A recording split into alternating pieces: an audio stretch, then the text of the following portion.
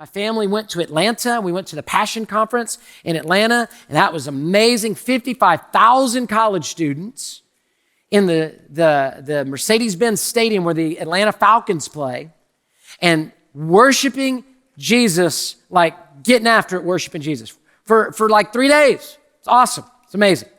And so we were there, and we got to be a part of it. We got to go several times. It's a blessing when we get to go. And we're there, and it was the morning session, and we're singing the song Agnus Dei. It's about the holiness of God, and we're singing out, and the worship team just stops singing, and they just get on their face, and it literally went about 20 minutes longer than it should. And so it was a moment of worship.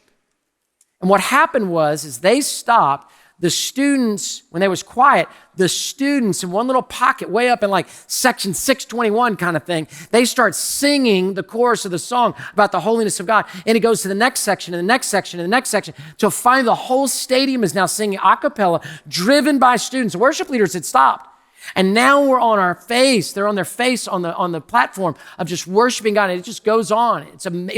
It was so powerful. Let me show you a picture. There was one window that the sun was coming through. I want to show you the picture I took.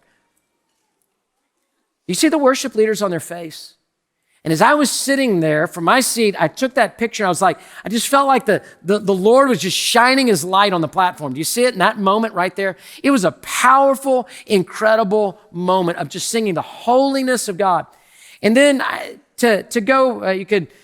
show you the picture and again in just a second, but then I got my cell phone. I typically keep it right here in my right pocket. So that's where I keep it, right there. Sometimes my back pocket, but usually right here.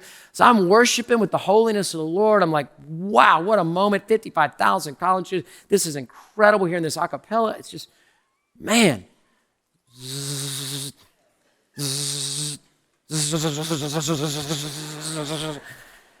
So I'm like, man, I don't recognize the number.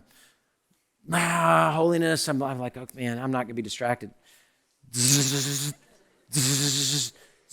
And you know when you don't get it and then they call right back, you start thinking, what happened, right? You're not thinking telemarketer at this point, at least I'm not. I'm like, did somebody get hurt? Is something going on at the church? Did somebody die? What's going on? So I'm shivering again and I look, it's the same number. And I'm like, so I pull out and I text real quick. Can't answer phone right now. What do you need? I put it back in my pocket. Invalid text number. So the text didn't go through. It's gone to voicemail. I'm like, I don't care. I'm not answering my phone. I don't care. I'm in a holy moment with God. I'm not answering the phone. They're going to have to figure it out later, but I'm not answering the phone. And so I was like, this is the part like where missionary biographies, and he did not do this. He turned and set his face like flint and went this way, right? So I'm like, okay, chapter 3 of Greg Mott, book. No. So I'm like, I'm not doing it. I'm not doing it. So then I did do this. I have to admit this because y'all do this to me. So I'm gonna just let you know I did it too. So I sit down when the message starts and I read the transcript of the voicemail just for a minute. Nobody was praying. They were just getting going. So I look at it. I read it and I listen to the voicemail later. You know what the call was about? The panic call that came 2 or 3 times.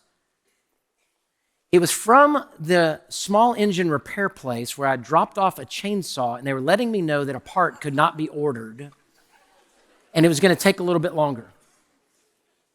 Now, first of all, do I look like a guy that knows anything about chainsaws to begin with? I mean, can you see me with a chain? What am I going to cut down in the city of Houston to begin with, right? But we got it from Kelly's dad, and so I had it. It didn't work. I figured I should get it fixed at least so we could put it in the shed, and it was actually, the garage. It would work, if I ever needed it one day, but I hope I don't ever need it one day, but be able to have that. So here I am. I almost missed a holy moment with God over a chainsaw repair. And God convicted my heart. How many times have I missed with God?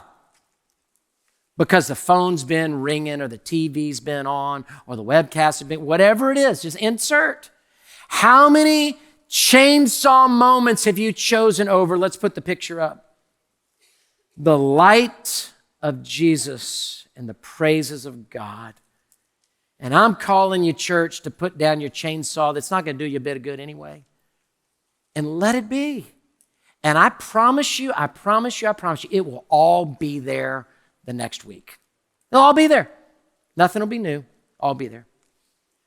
But I almost missed that holy moment with God. Oh, God, hang on, I got to get out right now. Let me see what can I do for you? Okay. I'm not sure what a cylinder is. Okay. Boom. Boom. Yes. Hey, thanks for watching. To find out more about Houston's First, you can subscribe to our channel or you can go to houstonsfirst.org.